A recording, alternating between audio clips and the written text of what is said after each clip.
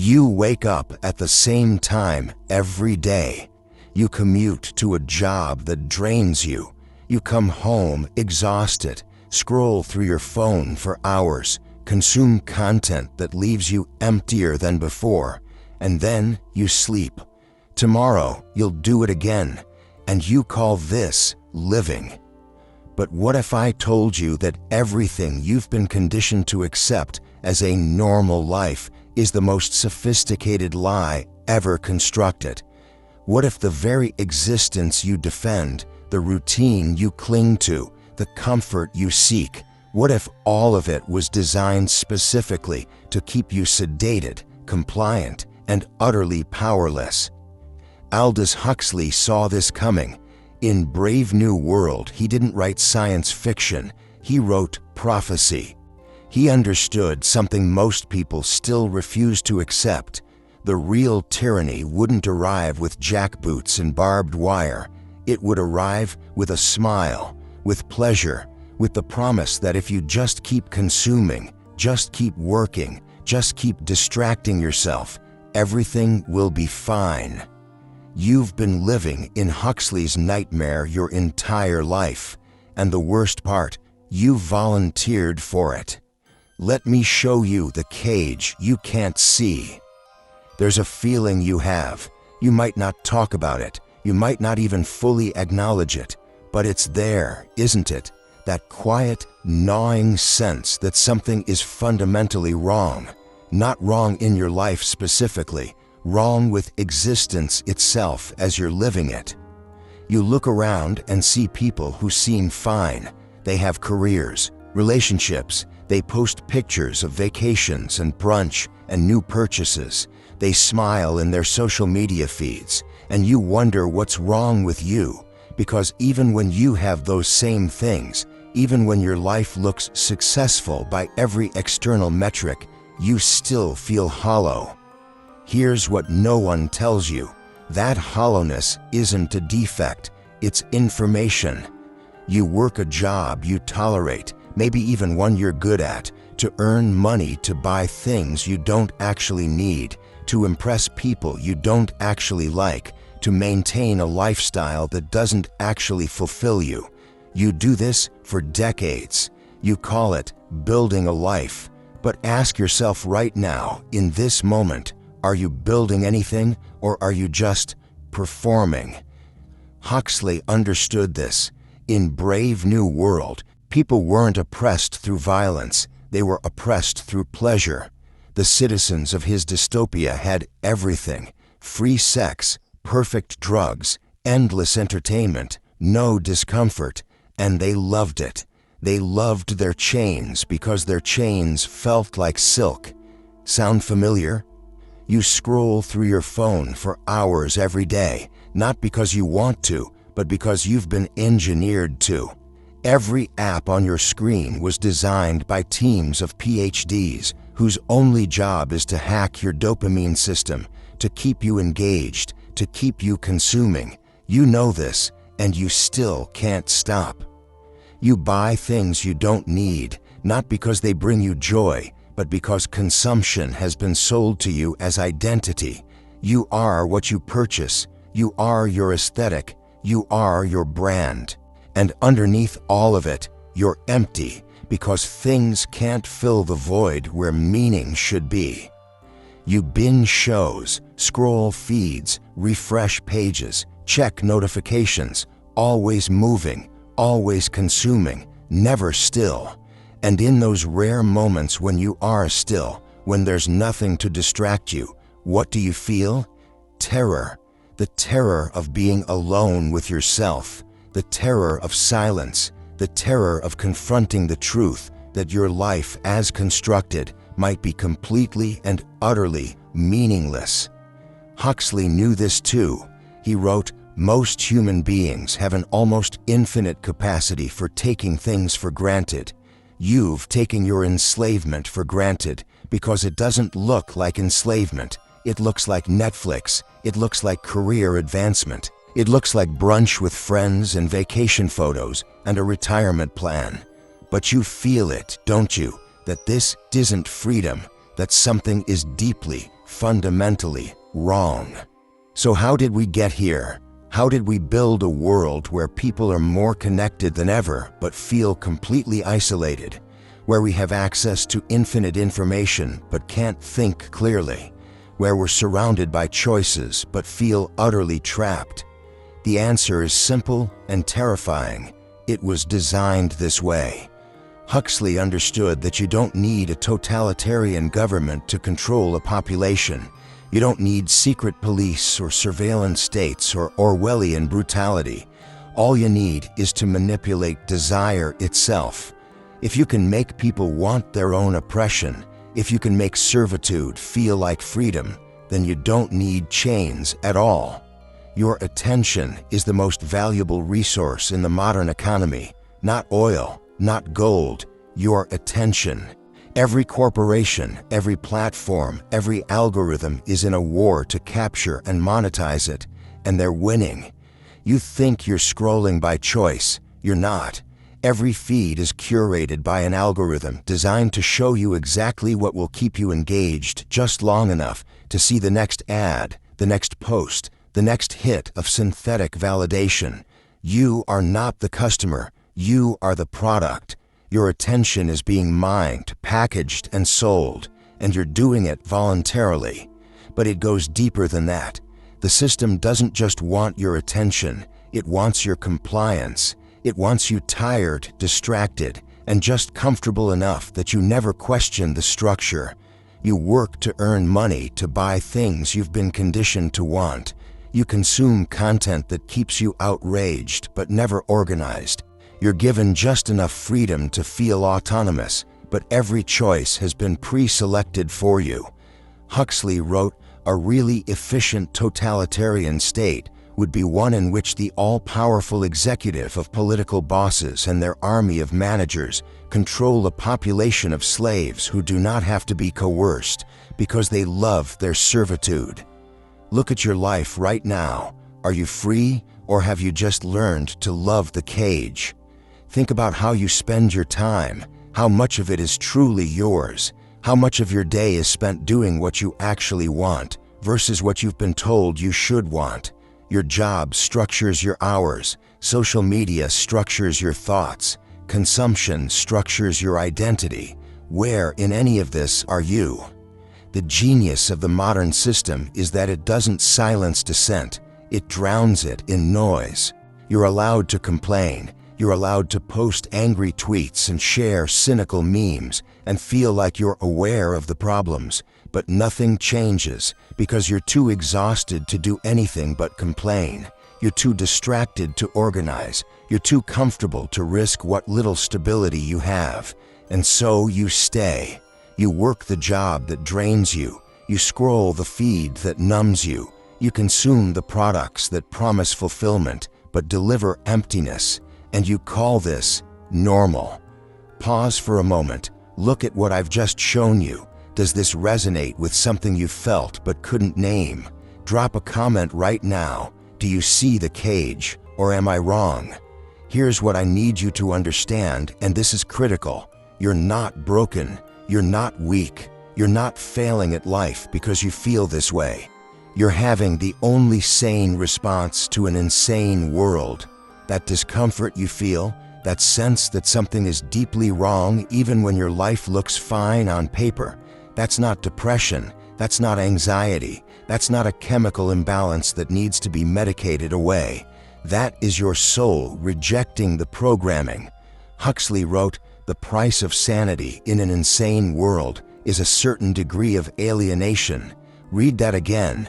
Your alienation, your inability to fit seamlessly into the machine, your discomfort with the shallow scripts everyone else seems to follow. That's not a bug. That's a feature. That's proof that you haven't been fully domesticated yet. Most people will never wake up, and I don't say that to be cruel or elitist. I say it because it's true. Most people will live their entire lives inside the comfort prison, mistaking sedation for happiness, mistaking distraction for peace, mistaking survival for living. They'll work, consume, retire, and die, and they will never once question whether the life they were sold was the life they actually wanted. But you are different. You wouldn't be watching this if you weren't. Something in you is still capable of seeing. Something in you is still capable of asking the dangerous question, what if I'm living a lie? That question is everything. That question is the crack in the programming. That question is the beginning of actual freedom.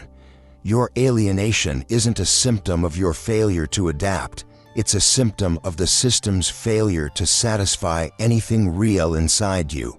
You were told that if you followed the script, get the degree, get the job, get the house, get the relationship, get the things, you'd be happy, and you did it, or you're trying to do it, and you're not happy, and instead of questioning the script, you've been conditioned to question yourself. Stop. The script is the lie, not you. Huxley understood that real control doesn't come from restricting options. It comes from making sure all available options lead to the same outcome. You can choose any career, any lifestyle, any identity you want, as long as you keep consuming, keep working, keep staying distracted. You're free to be anything, as long as what you are serves the system. But here's the thing they don't tell you, the thing that changes everything. You still have a choice. Not the fake choices they give you, Coke or Pepsi, this politician or that one, this brand or that one. A real choice, the choice to stop participating in your own enslavement, the choice to reclaim your attention, your time, your mind. Most people won't make that choice. It's too uncomfortable. It requires giving up the comfort, the distraction, the validation.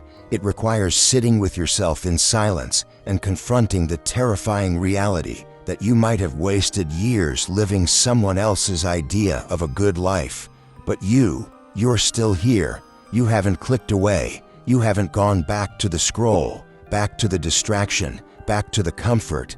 That tells me something about you.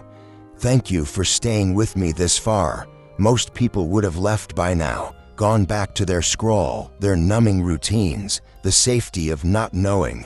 But you didn't. That tells me you're ready. And what comes next? This is where it gets truly dangerous, where we don't just diagnose the problem, but offer the solution they don't want you to know. So what do you do? How do you resist a system that doesn't feel like oppression? How do you fight back against a cage made of comfort and convenience?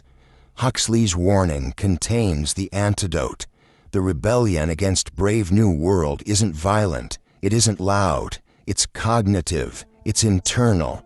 It's the quiet, disciplined reclamation of your own mind. Let me be clear, this isn't about dropping out of society. This isn't about moving to a cabin in the woods and living off the grid. This is about learning to operate within the system as a sovereign being, not a programmed unit. This is about becoming psychologically ungovernable. Here's how. First, you reclaim your attention. Your attention is your life. Where your attention goes, your energy goes, your time goes, your identity goes. If you allow your attention to be controlled by algorithms, by notifications, by the engineered outrage and synthetic validation of social media, then you are not living your life, you're living theirs. This is war. Treat it like war. Every notification is an assault. Every feed is designed to capture and monetize your consciousness. You are the territory being fought over. Start acting like it. Delete the apps. Turn off the notifications. Make your phone a tool you use, not a master you serve. Where others scroll, you read. Not tweets, not headlines. Books, long-form thought, ideas that require patience and depth. Huxley, Orwell, Marcus Aurelius, Dostoevsky. Fill your mind with substance, and suddenly the shallow noise of modernity becomes unbearable. You won't need discipline to avoid it.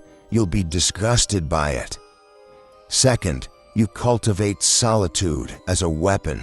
The system wants you desperate for connection, for validation, for noise. It wants you afraid of being alone, Because when you're alone, when there's silence, you might actually start thinking. You might start questioning. You might start seeing. Learn to be still. Learn to sit with yourself without distraction. No phone, no music, no input. Just you and your thoughts. This is terrifying at first. Your mind will panic. It will scream for stimulation. Let it. Sit through it. On the other side of that discomfort is clarity. Solitude isn't loneliness. Solitude is deprogramming. Every hour you spend alone, undistracted, is an hour the system doesn't have access to you. It's an hour you're not being sold to, not being manipulated, not being conditioned. It's an hour you get to be yourself, not the self they're trying to construct for you. Third, you reject synthetic happiness. Huxley's Brave New World ran on soma, a drug that made people happy without requiring meaning. We have our own soma now. It's called convenience, comfort, endless entertainment, instant gratification. Real fulfillment requires struggle. It requires discomfort. It requires doing hard things that don't immediately reward you. The system doesn't want you to know this, because if you discover that meaning comes from effort, from creation, from building something real, then you stop needing what they're selling. Stop optimizing for ease. Start optimizing for depth. Choose the harder path. Read the difficult book. Have the uncomfortable conversation. Build the thing that takes years. Delay gratification. Embrace boredom. Seek friction. Pleasure without meaning is just another drug, and like any drug, it stops working. You need more and more and more, and you're never satisfied. Meaning, on the other hand, compounds. The more you build, the more you have. The more you invest in depth, the richer your internal world becomes. Fourth, you think in decades, not days. The system wants you reactive, impulsive, locked into the present moment with no sense of deep time. It wants you making decisions based on immediate emotion, immediate gratification, immediate validation. Your power lies in the opposite. When everyone around you is optimizing for the next dopamine hit, you're focused on principles that transcend news cycles. This is the ultimate rebellion. Becoming patient in a world engineered for impatience, becoming thoughtful in a world designed for reaction, becoming deliberate in a world addicted to speed. You will be mocked for this. People will call you pretentious, disconnected, out of touch. Let them. They're defending the cage because the cage is all they know. You don't need their permission to be free. Now here's the part most people won't accept. The part that separates those who truly understand from those who just like the aesthetic of rebellion. True freedom is uncomfortable. True freedom is terrifying. And most people, when offered it, will choose the cage. Huxley knew this.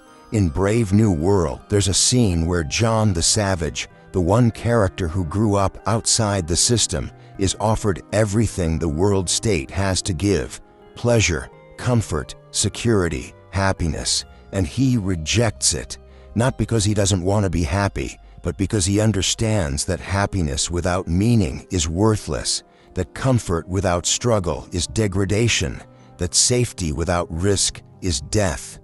The other characters think he's insane. They literally cannot comprehend why anyone would choose difficulty over ease.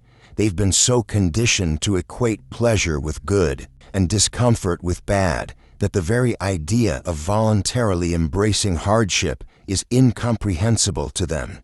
This is where we are now. This is the world you're living in. When you choose to reclaim your attention, to spend time in solitude, to reject synthetic happiness, to build something meaningful instead of consuming something easy, people will think you're crazy. They'll ask why you don't just relax, why you don't just enjoy life, why you're making things so hard for yourself. They don't understand. They can't understand because they've accepted the lie so completely that they can't see it as a lie anymore. To them, the cage is reality, and anything outside it is madness. But here's the truth Huxley understood, and most people refuse to face. Comfort is the enemy of consciousness. The moment you prioritize ease over growth, pleasure over meaning, distraction over depth, that's the moment you stop being fully human. That's the moment you become domesticated. Freedom demands that you face uncertainty. It demands that you take responsibility for your own life, your own meaning, your own choices. It demands that you give up the safety of the crowd, the comfort of conformity, the ease of letting others tell you who to be. Most people can't do this, not because they lack the ability, but because they lack the will. It's easier to stay comfortable. It's easier to blame the system, complain about the world, and then go right back to scrolling, consuming, numbing. And that's fine. Let them. You are not responsible for waking anyone else up. You're barely responsible for staying awake yourself. But you have a choice right now, in this moment. You can go back. You can close this video, open another app, scroll until your mind goes numb, and pretend you never saw what I just showed you. Most people will. They'll feel a little uncomfortable for a few minutes, maybe share this video to signal that they get it, and then go right back to the life they were living. Or you can choose differently. You can choose the harder path. You can choose consciousness over comfort. You can choose to build a life that actually means something, even if it means giving up the safety of the script. But understand this, if you make that choice, you become dangerous, not to other people, to the system. A person who can't be distracted, can't be controlled. A person who doesn't need validation, can't be manipulated. A person who finds meaning in depth rather than consumption is utterly useless to an economy built on manufactured desire. The system will resist you. It will offer you comfort. It will mock you. It will make you feel like you're missing out, like you're wasting your life, like you're broken for not wanting what everyone else wants. That resistance is proof you're on the right path. What if the life you've been taught to want was designed specifically to keep you from becoming who you're capable of being? What if everything you've accepted as normal was constructed to ensure you never question, never resist, never wake up?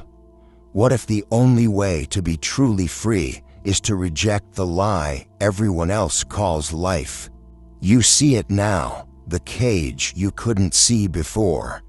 The architecture of control disguised as freedom. The sophisticated system designed to keep you comfortable, distracted, and utterly powerless. Aldous Huxley handed us the blueprint decades ago. He warned us that the real dystopia wouldn't announce itself with sirens and soldiers. It would arrive quietly, pleasantly, with a smile and a pill, and a promise that everything would be fine if we just kept consuming, just kept working, just kept trusting that the system had our best interests at heart. We didn't listen. We built his nightmare anyway, and now we're living in it. But here's the thing about knowledge. You can't unknow it. You can't unsee what you've seen. You can go back to your routines, back to your distractions, back to the comfort, but it will never feel the same. There will always be a part of you that knows, that remembers, that sees the cage. The question isn't whether you'll go back to normal. You can't. Normal is gone. The question is, what will you do now that you know? Will you reclaim your attention, your time, your mind? Will you choose depth over distraction, meaning over comfort, consciousness over ease? Will you become the kind of person the system can't control because you've stopped needing what it's selling? Or will you go back to sleep? Will you choose the cage because the cage is familiar, because freedom is hard, because everyone else seems fine living the lie. Most people will choose the cage. They'll watch this video, feel a moment of recognition, maybe even share it, and then return to exactly the life they were living before. Because comfort is seductive. Because the cage doesn't feel like a cage when everyone else is in it with you. But you're not most people. If you were, you wouldn't have made it this far. So I'm asking you now, what are you going to do with what you know? If this disturbed you, if it challenged something fundamental in how you see your life, I need you to do 3 things right now. First, leave a comment. Tell me which part hit hardest. Tell me if you see the cage, or if you think I'm wrong. I read every single comment, and your perspective matters. This isn't a monologue, it's a conversation. Speak. Second, subscribe and turn on notifications. What I'm building here goes deeper than any single video. If this resonated with you, if you want more insights that cut through the noise and show you what's actually happening beneath the surface of modern life, you need to be here for what comes next. Don't let the algorithm decide whether you see this content. Take control. Third, watch this video next. It's the natural continuation of what we just uncovered. If you thought this was uncomfortable, what comes next will shake everything you thought you knew about power, control, and what it means to be free in a world designed to keep you compliant. Most people will do nothing. They'll close this tab and go right back to the feed, the distraction, the comfort. Prove you're not most people. The cage is open. The question is whether you'll walk out.